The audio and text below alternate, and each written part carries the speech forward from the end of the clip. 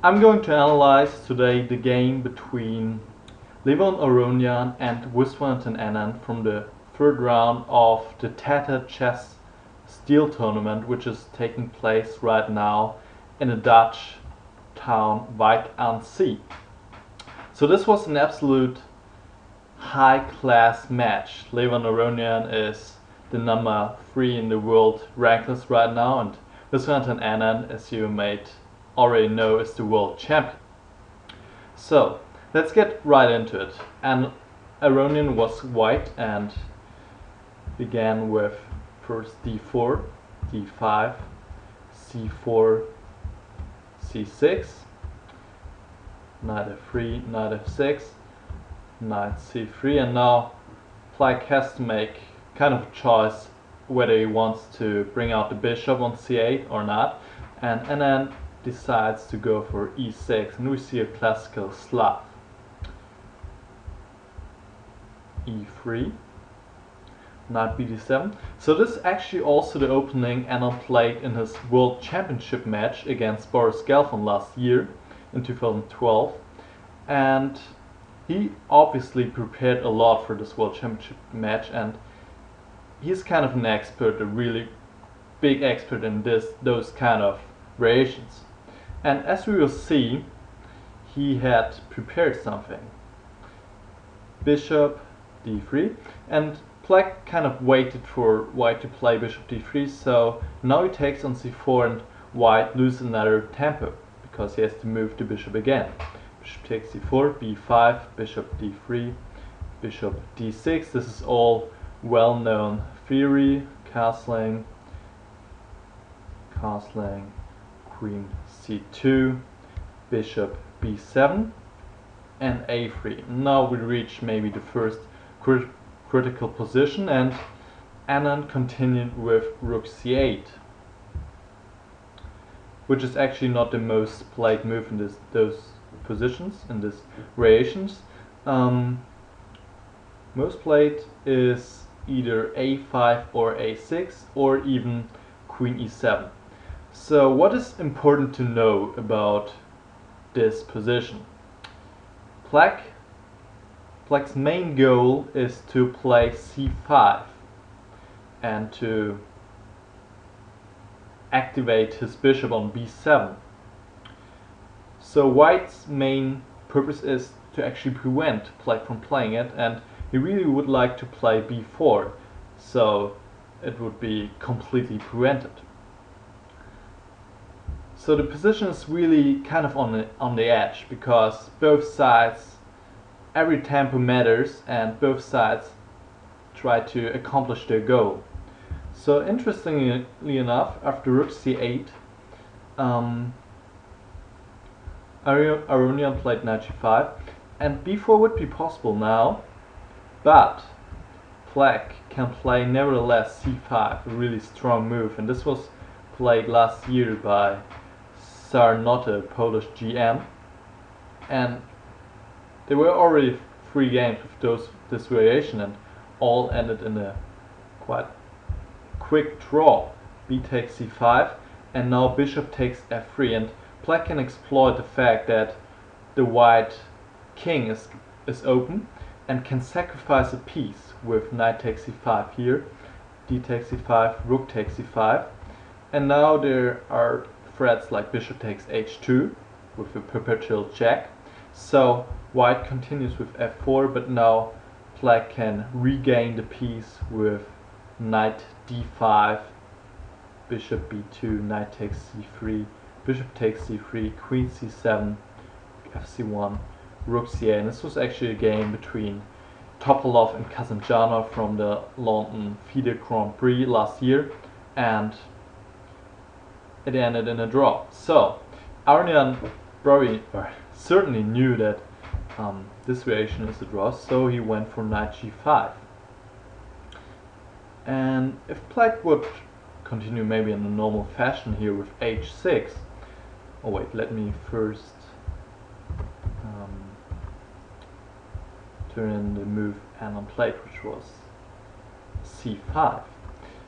So if Black continues in a normal fashion with h6, then white actually achieves his goal. Let's say, for example, bishop e7, can now play b4 and is enjoying a really pleasant position here, since the bishop on b7 is completely out of play and black will hardly gain any counterplay.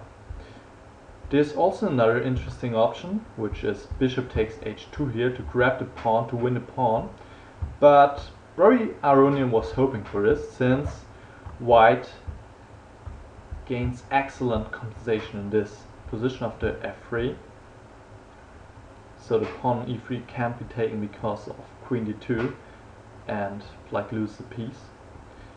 So knight gf6, and now I'm not sure whether immediately b4 or first. Right, I think immediately b4. This was a game between Wojciech and Negi, and despite that white is a pawn down, he has the bishop pair. He achieved his goal, played b4 and took the bishop on b7 out of play, so he has excellent compensation.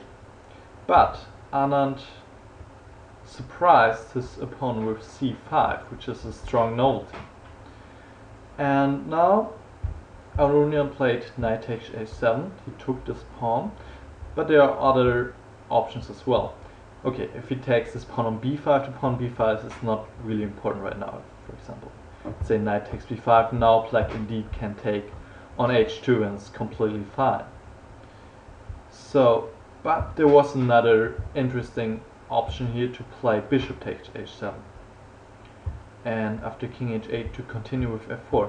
And I think from a practical point of view this is actually the better variation for white, since in this case he might get attacking chances, whereas in the game black is attacking and white is getting under a lot of pressure. After f4 possibly black can take on d4 and can try to win the bishop here, but white gets a lot of pawns. Now queen e8, and white of course doesn't want to exchange queens, so he plays queen h6, king g8 and queen h3 and wins another pawn on e6, and the position is highly unclear. But in this case, I mean, kind of white is attacking and black is defending. So from a practical point of view this was maybe a better option, but of course on the board it's a completely different story. It's really easy to tell for me because I analyze the game with the computer, and on the game, playing the game is a complete different story. Now knight g4, which is obviously attacking pawn on h2, and white has different ways to protect the pawn, and f4 seems to be the most logical move, but it weakens this diagonal from g1 to a7. As we will see in the game, white will get some major problems on this diagonal. Okay, so g3 is not a really good move. Black takes on d4 and now takes on h2, and it's a really strong attack since white can't take the knight because he gets mated here. h3 was possible, and now, right, first checked, it's important, and then queen h4. And black also has very good attacking chances. There are different ways to play for white. You could play f3, but then just bishop d6. Oh no, bishop c7. Bishop d6. And now, for example, king g1, queen g3, h6, g4, and black enjoys a really pleasant attack here. And now c4, strong move from black is better. But instead of how do I get back there? let me show you really quickly. After h3, bishop takes bishop h2, king h1, queen h4, d5 might be a better move, but black is still, I think, completely fine after rook fd8, and I think from a practical point of view the position is definitely easier to play for black, and this is really important in a practical game. So let's see the game. f4, now e takes d4, and now it seems to be the most normal move to just take back on d4, but I think this is actually already a slight mistake. White has two options here. You can either take on f8, and after bishop takes f8 continue with h3, and now for example d takes c3, h takes g4,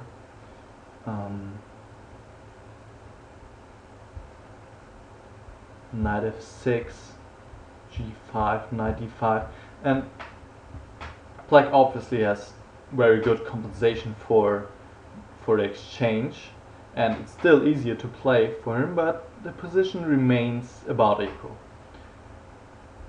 And there was also the possibility to continue with queen e2. It's also possible. So I think e takes d4 is an inaccuracy. And now Anand played a really astonishing move. Bishop c5. Really strong move. And as I already mentioned earlier, this diagonal from g1 to a7 becomes extremely important, and black can even sacrifice a piece in order to occupy this diagonal. Aronian played bishop e2, which is, I think, another mistake. He should indeed take this bishop on c5. Then knight takes c5, and now black is threatening for once to take on d3 and also to play queen d4 check. And here white has different options. So one option is to play queen e2 and then queen d4 check, king h1, knight takes d3, queen takes g4, king takes h7. Now queen g3, so knight f2 is threatening. And now maybe a strong prophylactic move is queen d7 in order to not let white play bishop e3 with tempo. And black is also enjoying a slight advantage, but it's not comparable to the game. White can still fight on. Also really interesting was to play bishop g6. This one looks like a funny move, but the bishop had to move somewhere, and it was not too easy to find a spot for him. So the idea is to weaken maybe the black king a little bit, not to play queen e2. And now black also continues with queen d4, king h1, knight d3. And now queen takes g4, knight f2 check, rook takes, queen takes. A threatening mate on f1, so white has to do something, bishop e3, and now black doesn't take the bishop on e3, which would lead actually to an equal position, but takes on b2 and is also better yet again. But okay, white is can still play on. After bishop e2 it gets really dangerous, because Anand played another incredible move, knight d e5. What a beautiful position. All black pieces are hanging, knight on e5, bishop on c5, rook on f8, but white can't take any of them. Aronian decided to take on g4, so let's take a quick look what happens after he takes, for example, on c5. Black continues with queen d4 check, knight f2, and there's no defense for white to prevent the mate on g2. So black is winning here. Also, after f takes e5, we see a beautiful mate, which you probably already have seen. This mate, which is known as the Philidor mate, which is quite beautiful. So this is obviously not working. So bishop takes g4 seems to be the only move. Now bishop takes d4 check, king h1, and knight takes g4. And now white decides to take on f8, since there's really not anything better to do for him. And now another really strong move by Anand, f5. So, what is the point of f5? The point is that if black plays queen h4 immediately, which looks like a deadly move since there's no defense there's no way to protect the h2 pawn, and after h3 black just takes on h3 and it's mate, since the bishop is pinning the pawn on g2. But white can exchange queens by queen h7, and suddenly all the black advantage is gone and the position is about equal again. But Anand of course saw this and played f5. So knight g6. Yeah, now after knight takes e6, queen h4, white just gets mated, h3, queen takes h3, mate. And after knight g6, queen f6, white has a small pre-wing break, but he can't do anything really. This knight has no squares left, so he will just be taken in the next move, since okay, he played queen. Did he play? I think he played queen e2 here. What did he play? No, wait, he played h3. Right. So, and if the knight moves, black can play knight takes h2, and also it's just winning. So another option was maybe to play queen d4, queen d3, but then queen takes g6, queen takes d4, and knight e3, and black's also